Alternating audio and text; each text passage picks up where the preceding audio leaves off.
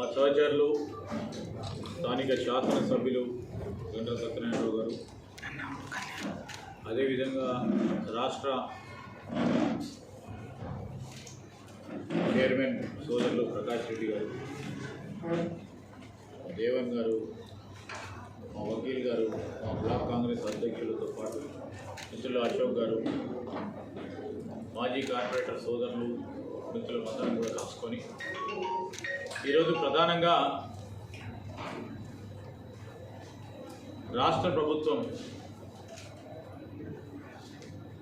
రేపు రాబోయే కాలంలో ముఖ్యమంత్రి రేవంత్ రెడ్డి గారి కాంగ్రెస్ పార్టీ ప్రభుత్వ ఆలోచన రాష్ట్ర ఆర్థిక వ్యవస్థను 1 ట్రిలియన్ ఆర్థిక శక్తిగా పెంచాలని ఒక లక్ష్యంతో ఓ ప్రక్కన పరిశ్రమలను ఏర్పాటు చేస్తూ ఇంకో ప్రక్కన పెట్టుబడులు తీసుకురావాలని నిరంతర ప్రయత్నం చేస్తూ పెట్టుబడులతో పాటు ఈరోజు రాష్ట్రానికి సంబంధించిన మన యువతకు సంబంధించి ఉపాధి కలిగాలనే ఒక ప్రత్యేకమైన ఒక ఆలోచనతో ముందుకు పోతా ఉన్నాం. ఆ సందర్భంలో మేము ఒక పక్షాన ప్రభుత్వ పరంగా ఆనాడు మేము ఇచ్చిన హామీ మేరకు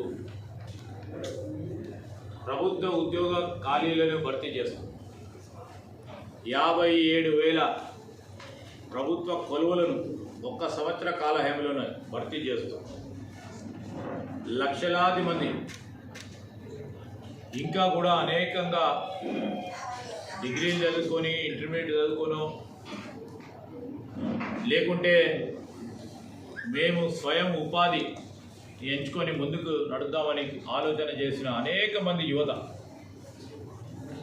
10 సంవత్సరాలు వేచి చూస్తూ ఇసుకి ఏసారిపోయి తెలంగాణ ఏర్పాటుకు సారథ్యం వహించిన ఆ యువత వయసు మీద పడిపోవడం, ఈరోజు తెలంగాణ యావత్ ఆ యువతకు సంబంధించి గత 10 సంవత్సరాలుగా ప్రభుత్వాన్ని నడిపిన ఆనాటి టీఆర్ఎస్ ప్రభుత్వం జవాబు చెప్పాలి. మేము అక్కడి వరకే ఆగుతలేము. ఈరోజు ప్రభుత్వం అవకాశం మాకు వచ్చింది, కాంగ్రెస్ పార్టీకి అవకాశం ఇచ్చింది. ముఖ్యమంత్రి రేవంత్ రెడ్డి గారు, డిప్యూటీ చీఫ్ మినిస్టర్ బట్టి విక్రమార్క గారు, మా సహచర మంత్రివర్గ సోదరులు సోదరిమణులందరూ కూడా కలుసుకొని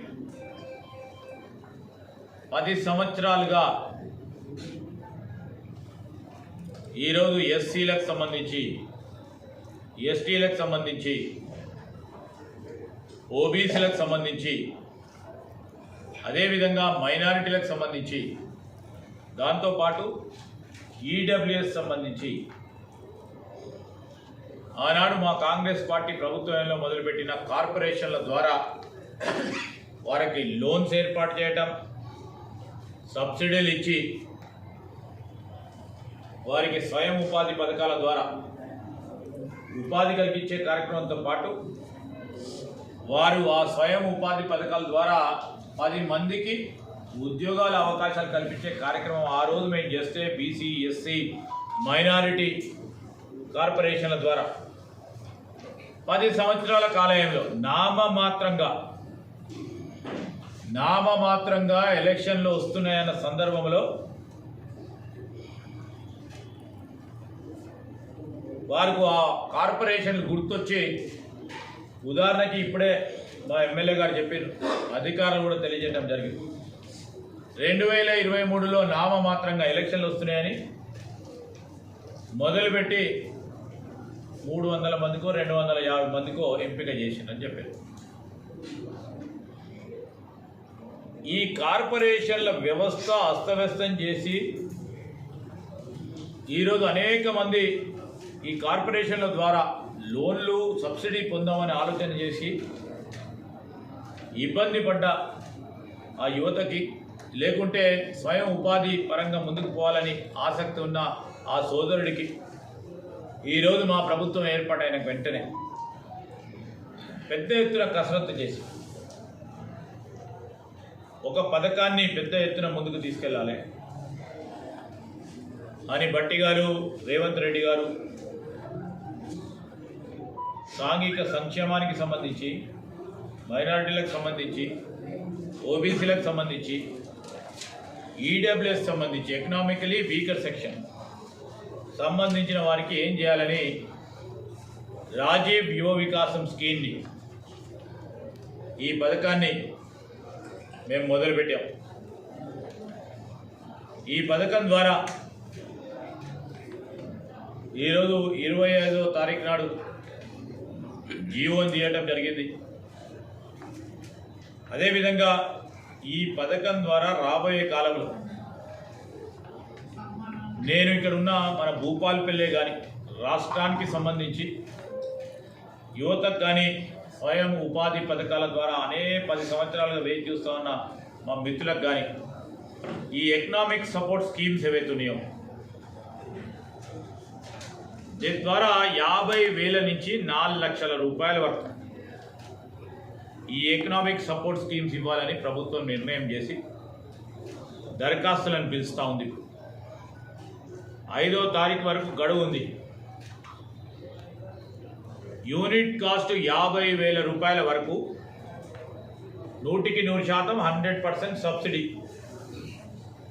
50,000 రూపాయల ఏదైనా షాప్ పెట్టుకోవాలి, కిరాణా షాప్ పెట్టుకోవాలి, లేకుంటే వృత్తిపరంగా వారి స్వయం ఉపాధి పరంగా ముందుకు పోవాలని 50,000 రూపాయలే అవసరం ఉంటే 50,000 రూపాయల వరకు పూర్తి స్థాయిలో సబ్సిడీ ద్వారా ఈ ఎకనామిక్ సపోర్ట్ స్కీమ్ను ముందుకు తీసుకెళ్తా ఉన్నాం. అదేవిధంగా 50,001 రూపాయి నుంచి 1,00,000 రూపాయల వరకు 50,001 రూపాయల నుంచి 1,00,000 రూపాయల వరకు 90% సబ్సిడీ, 10% మరి బ్యాంక్ లోన్ కానీ లేకుంటే స్వయానా వారి కాంట్రిబ్యూషన్ ద్వారా ఈ ఎకనామిక్ సపోర్ట్ స్కీమ్ని ముందు పెట్టాం. అదేవిధంగా 1,01 రూపాయి నుంచి 2 లక్షల రూపాయల వరకు సబ్సిడీ 80%, 20% బ్యాంక్ లోన్ లేకుంటే స్వతహాగా వారి నిధులు ఏర్పాటు చేయడానికి అవకాశం. అదేవిధంగా 2 లక్షల 1 రూపాయి నుంచి 4 లక్షల రూపాయల వరకు సబ్సిడీ 70%, 30% వరకు బ్యాంకుల ద్వారా లోన్ ఇప్పించే ప్రక్రియలో. అదేవిధంగా ఈరోజు ఇన్కమ్ లెవెల్ సంబంధించి గ్రామీణ ప్రాంతంలో ఉంటున్న వారికి 1,50,000 రూపాయల పర్ యానం దీనికి క్రైటీరియా.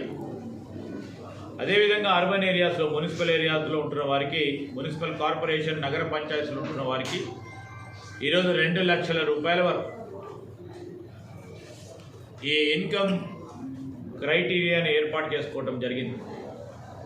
ఎందుకు చెప్తాను అంటే ఈ రాష్ట్ర ప్రభుత్వం రాజీవ్ వికాస్ యువ వికాసం పథకంలో మరి అన్ని కులాల వారికి స్వయం ఉపాధి కల్పించేందుకు 50,000 నుంచి 1 లక్షల రూపాయల వరకు ఈ ఆర్థిక సాయం అందజేస్తూ ఉన్న తరుణంలో మరి ఈ ప్రాంతానికి సంబంధించి మా మిత్రులందరినీ కూడా, ఎందుకంటే దానికి ఒక ప్రక్రియ ఉంది, స్థానిక ఎంపీడీఓ ఆఫీస్కి వెళ్ళి దరఖాస్తులు తీసుకొని దరఖాస్తులు మరి అక్కడే ఇచ్చే విధంగా జిల్లా కలెక్టర్ గారి చైర్మన్ దీనికి వారి ఆధ్వర్యంలో అన్ని ఎంపీడీఓ ఆఫీస్ ద్వారా మరి దరఖాస్తులు స్వీకరణ చేయటం జరుగుతుంది.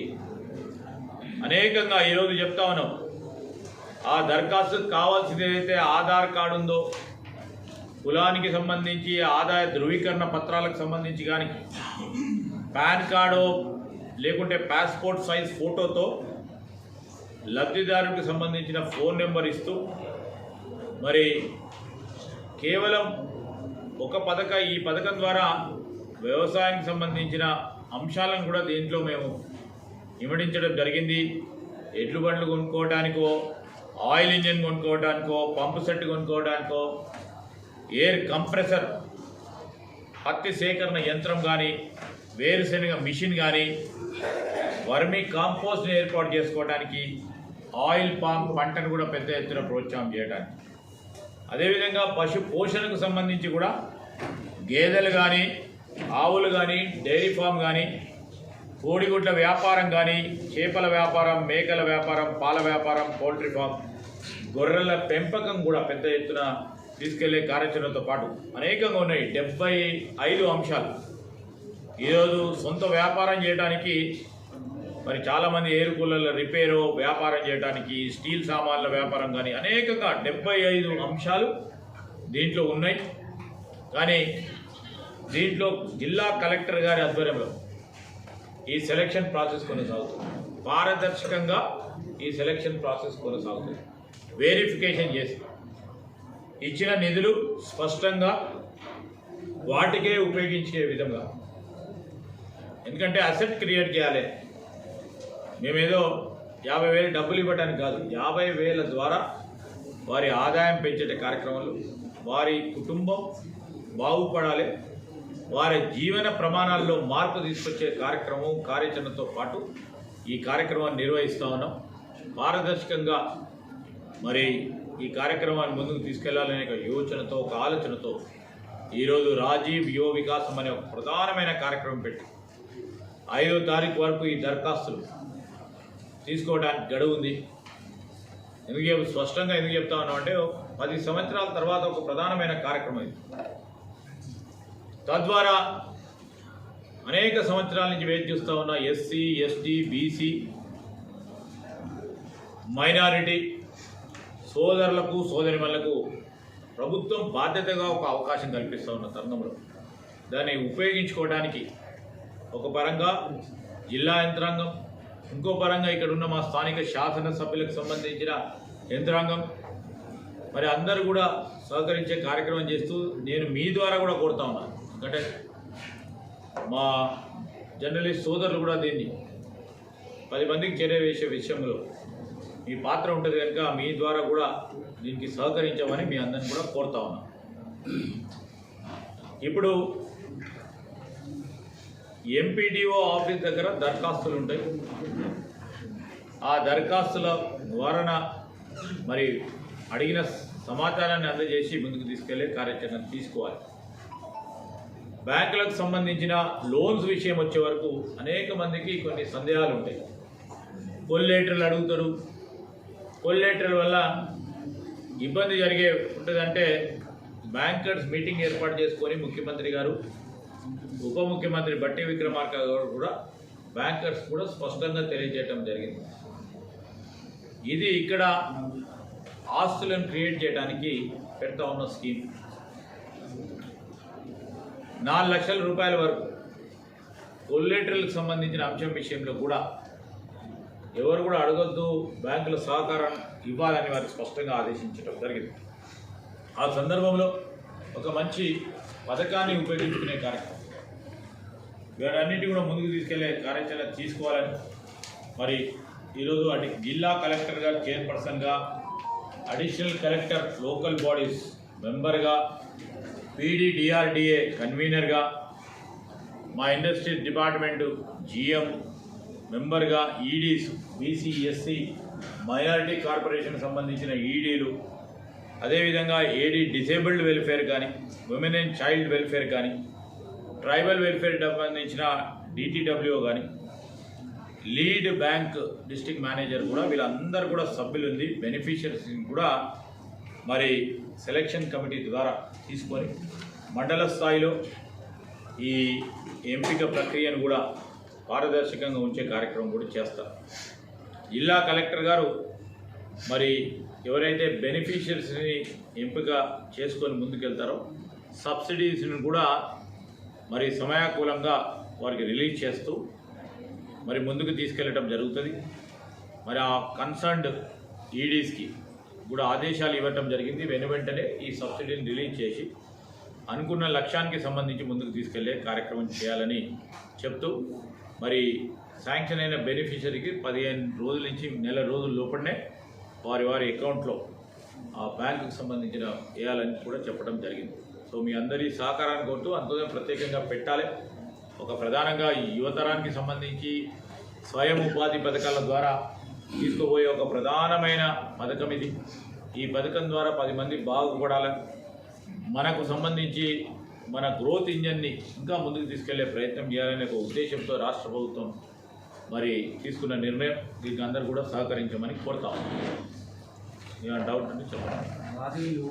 సంబంధించింది బెనిఫిషియరీకి సంబంధించి సర్టిఫికేట్స్ చాలామంది రేషన్ కార్డు లేదు, 10 సంవత్సరాలు కార్డు లేదు. మరి ఇప్పుడు మా ఆధార్ అప్లికేషన్ ప్రభుత్వం అప్లికేషన్ తీసుకున్నారు, ఎవరో ఒకటి ఇస్తారు. ఇప్పుడు మీరు టైం బాండింగ్ అంటే 5వ తారీఖు వరకు చెప్తున్నారు కదా అప్లికేషన్. చాలామంది అర్హులు ఉన్నారు కదా, వాళ్ళకు ఒక డౌట్. ఈరోజు రేషన్ కార్డే ఒక ప్రామాణికం కాదు.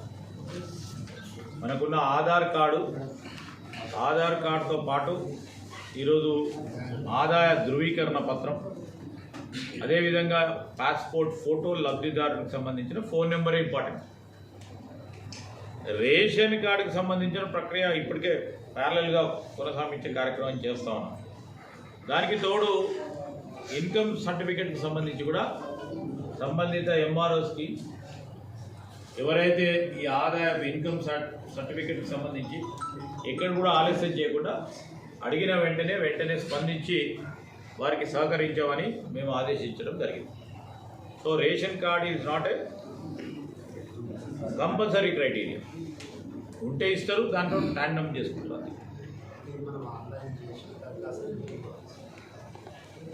ఆన్లైన్ కూడా అవసరం లేదు. ఎంపీడీఓకు దానికి సంబంధించి దరఖాస్తు ఇస్తే సరిపోతుంది. మెయిన్గా బ్యాంకులతో సమస్య ఉంటుంది సార్. బ్యాంకులు షూరిటీస్ అట్లాంటివి ఏమన్నా బ్యాంకర్స్తో అనుకోని చెప్పిన స్పష్టంగా. ఎందుకంటే నేను కూడా బ్యాంకర్స్తోని సీఎం గారు, డిప్యూటీ సీఎం గారు స్పష్టంగా ఆదేశించడం జరిగింది.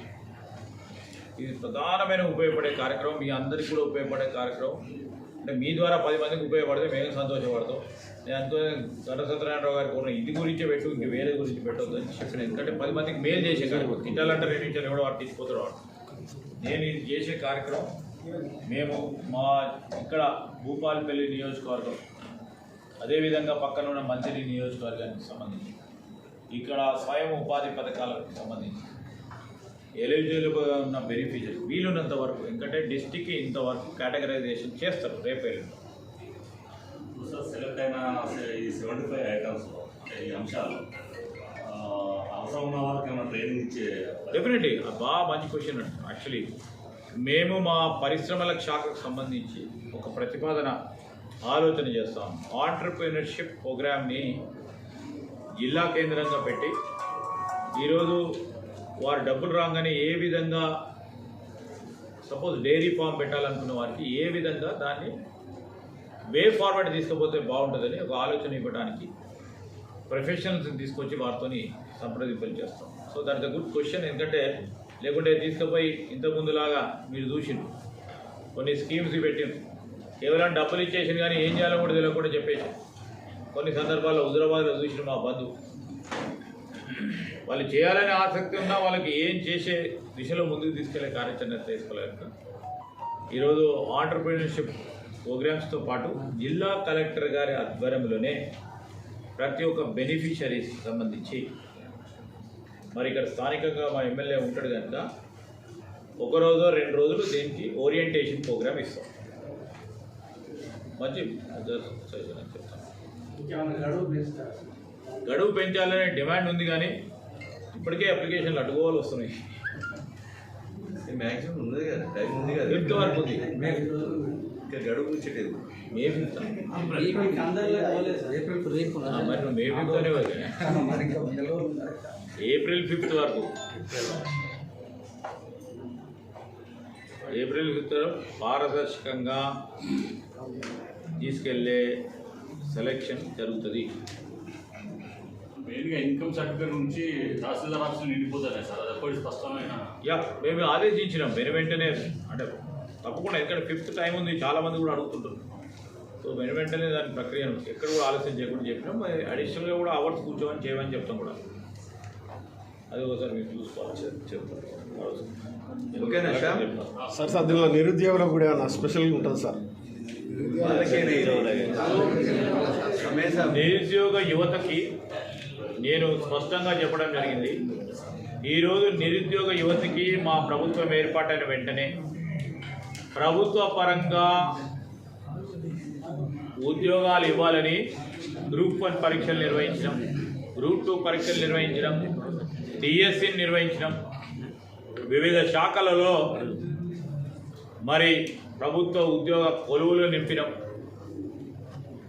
దానికి తోడు ఎంత ఇచ్చినా లక్షలాది మంది ఈరోజు యువత డిగ్రీలు చదువుకొని, ఐటీఐలు చదువుకొని, పాలిటెక్నిక్ చదువుకున్న వారికి ప్రభుత్వం వారికి అన్ని జాబులు క్రియేట్ చేయలేదు.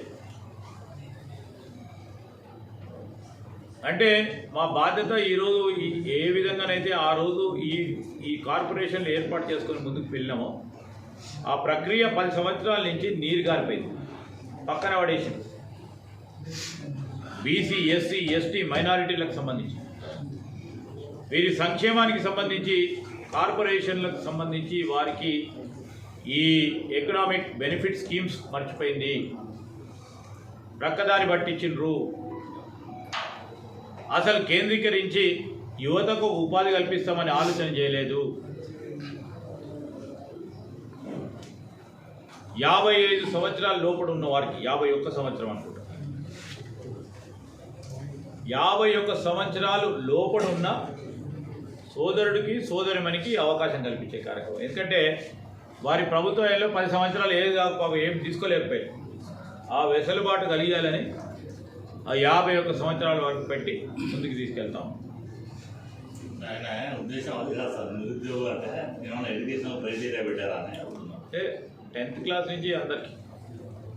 సార్ ఇప్పుడు బ్యాంకులో సిబిల్ స్కోరు లేకపోతే అట్లా కూడా బ్యాంక్ రిజెక్ట్ చేస్తారు కదా సార్, అదొకటి కాకుండా బ్యాంకులో సిబిల్ చూడడం లేదు అకౌంట్ దీనికి వర్తించడానికి గతంలో తీసుకున్న లోపల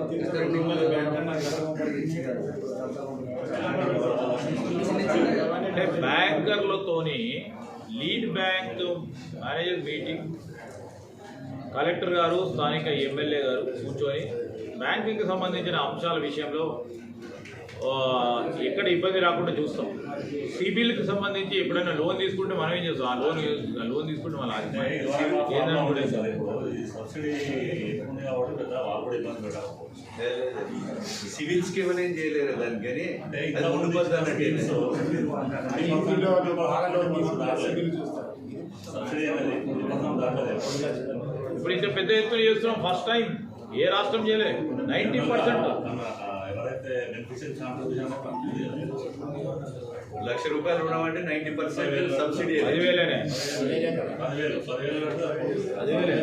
లోన్ ఇవ్వడానికి పెద్ద ఇబ్బంది. 10,000 నీ అకౌంట్లో డిపాజిట్ చేస్తే బ్యాంక్ కూడా కాన్సెల్ చేస్తారు. అందరికీ థ్యాంక్ యూ. సరే భూమాత కొద్దిగా ఇదంతా కొద్దిగా